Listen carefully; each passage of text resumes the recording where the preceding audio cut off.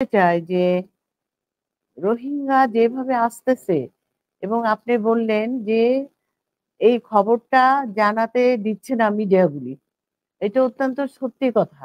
এখন যদি মিডিয়াকে এই সরকার বলে দেয় এগুলি চালাবেন না, আর উনি যদি অন্য কোনো ধান্দা নিয়ে আসেন এই সরকার, যে এদের ইয়েগুলি ফুলফিল করতে হবে, অন্যদের স্বার্থ ফুলফিল করতে হবে এবং এটাকে চট্টগ্রাম থেকে বিচ্ছিন্ন করে দিতে হবে, মানে রোহিঙ্গাদেরকে বিচ্ছিন্ন করে দিতে হবে, মানে বাংলাদেশের থেকে বিচ্ছিন্ন করতে হবে। কিছু একটা চক্রান্ত সম্ভবত চলছে। তো এখন এই চক্রান্ত তো আমাদের দেশে যারা সার্বভৌমত্ব বিশ্বাস করে, যারা দেশপ্রেমী সত্যিকারের নেতা, জাতীয় নেতা, তারা তো কখনোই রাজি হবে না যে আজকে দেশের এই অবস্থা চলুক। কিন্তু সংবাদগুলি কিন্তু প্রচার হচ্ছে না। তো আমরা ভিতরে ভিতরে শুনতেছে এইরকম ঘটনা হচ্ছে। ইউনূস সরকার আসলে কি করতে চাচ্ছেন? তার তার উগ্রবাদী মৌল সংগঠন জামাত এবং এনসিপি কে নিয়েই তারা কি করতে চাচ্ছেন?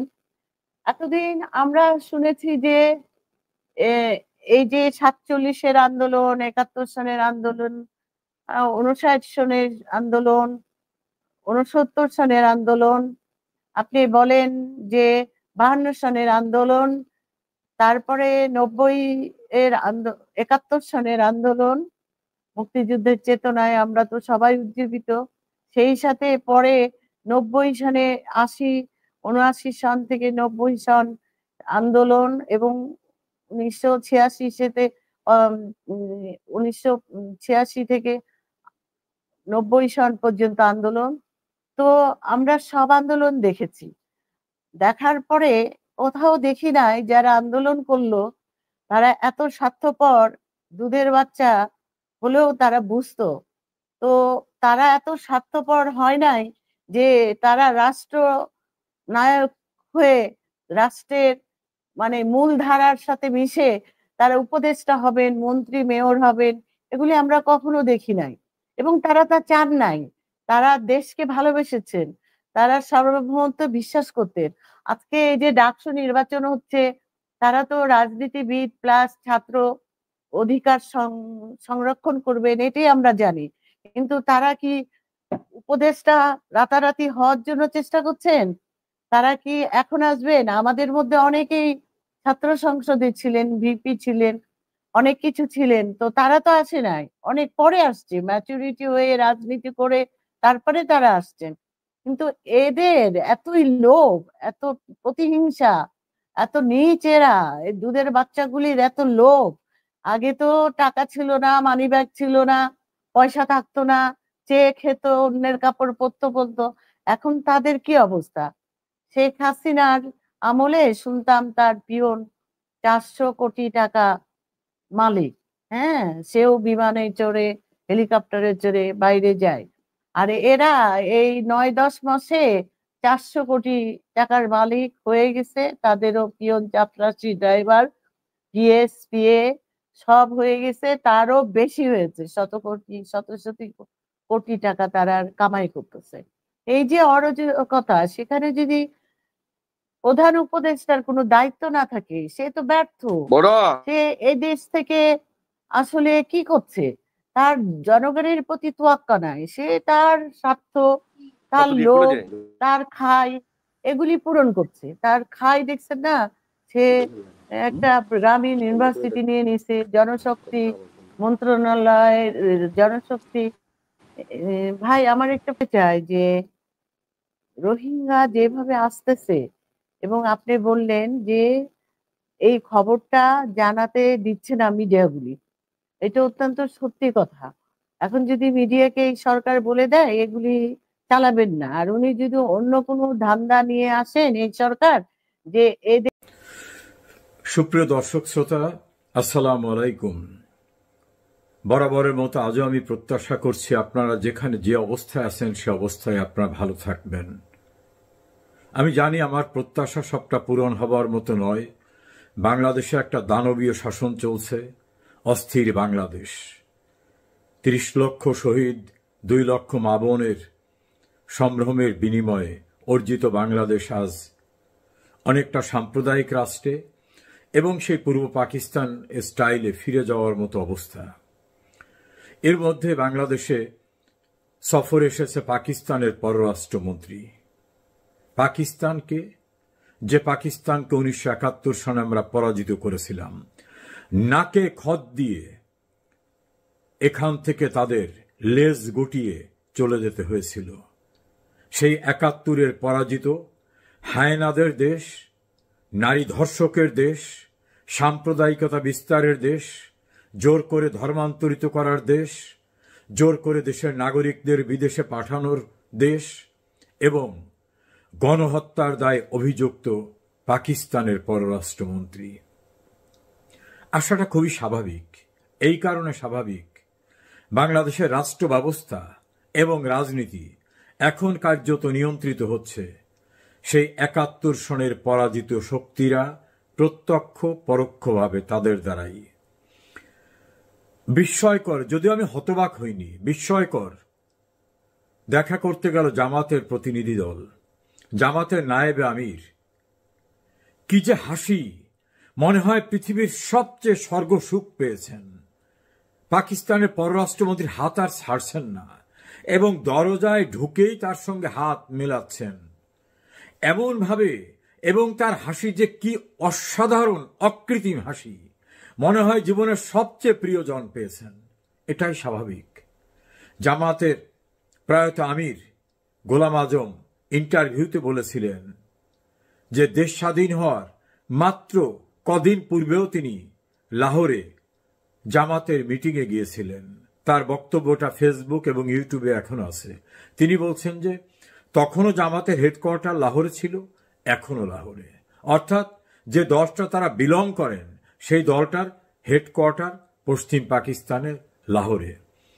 তো সেই জামাত যারা 71 সনে শুধু হায়নাদের সমর্থন করেনি, পিনাকি ভট্টাচার্যের ভাষায় তারা সেই সময় সরকারের অংশ ছিল, তাদের 4 জন মন্ত্রী ছিল, জামাতের 4 জন মন্ত্রী ছিল পাকিস্তানি সরকারে, অর্থাৎ পাকিস্তান যে সরকার বাংলাদেশের নৃশংসতা বর্বরতা চালিয়েছে সেই সরকারের অংশ ছিল জামাত। সেই জামাত, যে জামাতের আমির অন্তত 7 বার সৌদি আরবকে অনুরোধ করেছে স্বাধীন সার্বভৌম বাংলাদেশকে যেন স্বীকৃতি না দেয়, সেই জামাত, যে জামাতের আমির গোলাম আজম এবং অন্যান্যরা সারা দুনিয়া ঘুরে বেড়িয়েছিল পাকিস্তান পুনরুদ্ধার কমিটি গঠন করে আবার যাতে পাকিস্তানে ফিরে যাওয়া যায়। এরা তো সেই জামাত যারা এদেশের নৃশংসতা বর্বরতা নারকীয় তাণ্ডব চালিয়েছে, নারী ধর্ষণ, গণহত্যা, ঘরবাড়ি পুড়িয়ে দেওয়া সহ যা করেছে সেই জামাত। কাজী তারা খুব খুশি হবেন, এটা স্বাভাবিক। জামাতের আমিরের সঙ্গে দেখা করতে চলে গেছেন। জামাতের আমির তিনি নাকি অসুস্থ, তিনি খুব স্মার্টলি কথা বলেন। তিনি পাকিস্তানের পররাষ্ট্রমন্ত্রীকে পেয়ে যে উচ্ছ্বাস তার ভিতরে টেলিভিশনে দেখলাম, যোগাযোগ মাধ্যমে দেখলাম, মনে হলো দীর্ঘকাল পর আপনজন এসে তাদের স্বীকৃতি দিচ্ছে। মনে হচ্ছে যে তোমরা আপনজন, তোমাদের প্রতিনিধি আমরা এখানে, এভাবেই মনে হয় স্বীকৃতি দিচ্ছে, এমন উচ্ছ্বসিত। বিএনপির মহাসচিব মির্জা ফখরুল ইসলাম আলমগীর একজন সজ্জন রাজনীতিক হিসাবেই পরিচিত, কিন্তু তিনি একটা পার্টির, বাংলাদেশের অন্যতম একটি বড় পার্টির মহাসচিব, যে পার্টির প্রতিষ্ঠাতা জেনারেল জিয়াউর রহমান অবৈধভাবে ক্ষমতা দখল করলেও তিনি মহান মুক্তিযুদ্ধের একটি সেক্টরের এককালীন সেক্টর কমান্ডার ছিলেন। তার দলের মহাসচিব তিনি মনে হয় যেন পাকিস্তানের প্রধানমন্ত্রীর সঙ্গে সাক্ষাৎ করছেন, এমন উচ্ছ্বসিত। অর্থাৎ তাদের আশীর্বাদ নিয়ে বোধহয় এগোতে হবে, এমনটা কিনা তার ভিতরে আমি ঠিক জানি না। বিএনপির চেয়ারপারসন বেগম খালেদা জিয়ার সঙ্গে দেখা করতে গেছেন, হাত মিলিয়েছেন এভাবে, এবং তাদের অভিব্যক্তি, তাদের যে বডি ল্যাঙ্গুয়েজ, এই বডি ল্যাঙ্গুয়েজ দেখলে বোঝা যায় উভয় পক্ষই মহা খুশি। এটা আমি অবাক হই না, এই কারণে একজন জেনারেলের একটা ইন্টারভিউ দেখেছিলাম, যে ইন্টারভিউটা এখনো ফেসবুকে আছে, আমার কাছে আছে। মুক্তিযুদ্ধের সময় জেনারেল জিয়াউর রহমান তার স্ত্রী সন্তানদের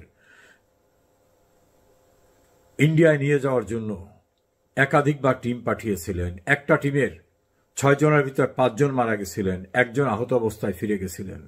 পরে আর একটা টিমকে পাঠিয়েছিলেন। সেই টিমকে বেগম খালেদা জিয়া নাকি ধমক দিয়ে ফেরত পাঠিয়েছিলেন যে যদি বাড়াবাড়ি করো তাহলে আমি তোমাদের বিরুদ্ধে খবর দেব। অর্থাৎ তিনি সেই সময় ক্যান্টনমেন্ট ত্যাগ করেননি। আরও অনেক অনাকাঙ্ক্ষিত কথা সেই জেনারেলের ইন্টারভিউর ভিতর আছে, যে জেনারেলকে জেনারেল জিয়া দায়িত্ব দিয়েছিলেন তার স্ত্রীকে নিয়ে যাওয়ার জন্য। তিনি সেখানে অনেক কথা বলেছেন, জেনারেল জানজুয়া এবং অন্যান্য বিষয়ে। আমি সেদিকে না যাই। ছাত্রদের নতুন সংগঠন এনসিপি, তারাও দেখলাম মহা উচ্ছ্বসিত, ফটো সেশন করতেছে। একজন পাকিস্তানের পররাষ্ট্রমন্ত্রী, সিম্পল একজন মন্ত্রী, পাকিস্তানের প্রাইম মিনিস্টার না, পাকিস্তানের প্রেসিডেন্ট না। পাকিস্তান কোন দেশ? 71-এর নরখাদকদের দেশ। পাকিস্তান কোন দেশ? যে দেশের আজ পর্যন্ত একটি সরকার পূর্ণ মেয়াদ অতিক্রম করতে পারে নাই। পাকিস্তান সেই দেশ যে দেশটা চালায় সেনাবাহিনী। পাকিস্তান সেই দেশ যেখানে শাসকরা কখনো স্পষ্ট কথা বললে আসার সময় সেনাবাহিনীর আশীর্বাদ নিয়ে আসতে হয়, কোনোভাবে স্পষ্ট কথা বললে কারাগারে থাকতে হয়, না হয় বিদেশে থাকতে হয়। এই দেশটা হচ্ছে পাকিস্তান। পাকিস্তান সেই দেশ যে এখন দেউলিয়া, যার অর্থনৈতিক অবস্থা একেবারে খারাপ, যার এখন প্রপার্টি বন্ধক রেখে চলতে হচ্ছে, যেখানে নির্বাচিত গণতান্ত্রিক প্রক্রিয়ায় নির্বাচিত প্রধানমন্ত্রী এখন কারাগারে। পাকিস্তান সেই দেশ যেখানে সাম্প্রদায়িকতা ছাড়া অন্য কোনো শব্দ নাই। পাকিস্তান সেই দেশ যার বিভিন্ন এরিয়ায়, বিভিন্ন প্রভিন্সে স্বাধীনতার জন্য মানুষ ফুঁসে উঠেছে। এই 71-এর নরঘাতক, 71-এর ধর্ষণকারী, 71-এর পরাজিত শক্তি, সেই পাকিস্তানের সঙ্গে এখন যারা ক্ষমতায় তাদের তো দহরম মহরম হবেই, কারণ তারাও কার্যত তাদেরই প্রেতাত্মা। এই 71-এর হায়েনাদের প্রতিনিধিকে বাংলাদেশে আসার দিনে বীর মুক্তিযোদ্ধা, সুপ্রিম কোর্টের সিনিয়র আইনজীবী, যিনি বিএনপির চেয়ারপারসনের উপদেষ্টা মণ্ডলীর সদস্য, মুক্তিযুদ্ধের পক্ষে সোচ্চার, সেই মানুষটাকে সম্ভবত দল থেকে বহিষ্কার করা হবে। কারণ তিনি বারবার বলতেছেন যুদ্ধ করেছে দেশ রাখার জন্য, রাজাকারদের আস্ফলন দেখার জন্য না। এটা বললে তো বিএনপি করা যাবে না, কারণ বিএনপি তো তাদের সঙ্গেই সমঝোতা করে। না হলে বিএনপি সালাউদ্দিন কাদের চৌধুরী যুদ্ধ অপরাধী, জয়পুরহাটের আব্দুল আলিম, তাদেরকে তো মন্ত্রী বানিয়েছিল। বিএনপির সময় তো রাজাকার শাহাজিজ প্রধানমন্ত্রী হয়েছিল, যেটা চরমনাইয়ের হুজুর চিৎকার করে বলেন। বিএনপির সময় তো স্বাধীনতা বিরোধী মশিউর রহমান জাদু মিয়া মন্ত্রী হয়েছিলেন। বিএনপির সময় তো জামাত নেতা মতিউর রহমান নিজামী, আলী হোসেন মুজাহিদ মন্ত্রী হয়েছিলেন। বিএনপির সময় তো সালাউদ্দিন কাদের চৌধুরী যুদ্ধাপরাধী, তিনি মন্ত্রী হয়েছিলেন। বিএনপির আষ্টে পৃষ্ঠেই তো স্বাধীনতা বিরোধীরা, তাদের সঙ্গে তো তাদের অবিচ্ছেদ্য রাখি বন্ধন। কাজী বিএনপি উচ্ছ্বসিত হবে, এটা খুবই স্বাভাবিক, এবং ফজলুর রহমানের উপরে অ্যাকশন হবে, এটাই স্বাভাবিক। মুক্তিযুদ্ধের পক্ষে যারাই কথা বলবে, আমি জানি না মির্জা আব্বাস বিএনপির ত্যাগী নেতা, স্ট্যান্ডিং কমিটির মেম্বার, সোচ্চারভাবে মুক্তিযুদ্ধের পক্ষে কথা বলেছেন। কদিন আগে দেখলাম সাবেক ছাত্রনেতা হাবিবুন নবী সোহেল, তিনি মুক্তিযুদ্ধের কথা স্মরণ করিয়ে দিয়েছেন তাদেরকে। সালাউদ্দিন সাহেব স্মরণ করিয়ে দিয়েছেন। জানি না তাদের পরিণতি কি হবে, কারণ মুক্তিযুদ্ধ 71 এটাকে ভুলিয়ে দিতে চায় পাকিস্তানিরা। সবচেয়ে ঔদ্ধত্য দেখিয়েছে, বলছে যে বাঙালিদের মন পরিষ্কার করতে হবে। নরঘাতক পাকিস্তানের পররাষ্ট্রমন্ত্রী বাঙালিদের মন কিভাবে পরিষ্কার হবে? এই মনটাকে ক্ষত বিক্ষত করেছ। প্রতিটি বাঙালিদের, স্বাধীন বাংলাদেশের প্রতিটি নাগরিকের হৃদয় থেকে রক্তক্ষরণ হয়। এত রক্ত ঝরছে যে এই রক্ত ঝরা পরিষ্কার করা যাবে না। তোমরা কি চাও তোমরা যে ধর্ষণ করেছিলা, যুদ্ধ শিশু তৈরি করেছিলা, কত মা বোনকে পাশবিক অত্যাচার করেছিলা, সেটা ভুলে যেতে হবে। কত লক্ষ মানুষকে হত্যা করেছো, হৃদয় থেকে ভুলে যেতে হবে। কত নগর বাড়ি ধ্বংস করেছো, সেটা ভুলে যেতে হবে। কত ভিন্ন ধর্মাবলম্বীদের জোর করে ধর্মান্তরিত করেছো, সেটা ভুলে যেতে হবে। আমার শহর নগর বন্দর পুড়িয়ে কয়লা মাটি করে দিয়েছিলে, সেগুলো ভুলে যেতে হবে। কোটি কোটি মানুষকে দেশ ছাড়তে বাধ্য করেছিলে, সেটা ভুলে যেতে হবে। বর্বরতার সর্বোচ্চ গণহত্যা চালিয়েছিলে, সেটাকে ভুলে যেতে হবে। কোনো দিন না। যতদিন বাংলাদেশ থাকবে, লাল সবুজের পতাকা থাকবে, একজন মুক্তিযুদ্ধের চেতনার বাঙালি বেঁচে থাকবে, ততদিন আমাদের হৃদয় পরিষ্কার থাকবে। তোমরা ঘৃণিত, তোমরা পরাজিত, তোমরা নরঘাতক, তোমরা ধর্ষক, তোমাদের ব্যাপারে আমাদের হৃদয় পরিষ্কার থাকবে। বাংলাদেশে আসার ঔদ্ধত্য পেয়েছ, হয়তো আর পাবে না। দেখনি তুমি আসার পরে ঢাকায় আওয়ামী লীগের হঠাৎ ঝটিকা মিছিল, সচিবালয়ে কি তীব্র ক্ষোভ, মুক্তিযুদ্ধের পক্ষের মানুষদের গণমাধ্যমে কি সোচ্চার কণ্ঠ, ডিজিটাল প্রযুক্তির সামাজিক যোগাযোগ মাধ্যমে কি তীব্র ঘৃণা তোমাদের প্রতি। নির্লজ্জ, বেহায়া, বেশরম, ৭১-এর পরাজিত শক্তি, হায়েনা, ধর্ষক পাকিস্তানের প্রতিনিধি, তোমাকে অভিনন্দন নয়, স্বাগত নয়, তোমাকে ঘৃণা জানাচ্ছি। তোমার উদ্দেশ্যে আমার যত ঘৃণা আছে সব ঘৃণা নিক্ষেপ করছি। তুমি ফিরে যাও। বাংলাদেশে পরাজিত হয়েছিলে, সেই লজ্জাস্কর স্থানটা দেখে যাও। আবারও প্রয়োজন বোধে সেখানেই তোমাদের সারেন্ডার করতে হবে। জয় বাংলা। নিশ্চয়ই বাংলাদেশ এগিয়ে যাবে মুক্তিযুদ্ধের চেতনায়। জয় বাংলা, মুক্তিযুদ্ধের রণধ্বনি, জয় বঙ্গবন্ধু, এই রণধ্বনি নিয়ে।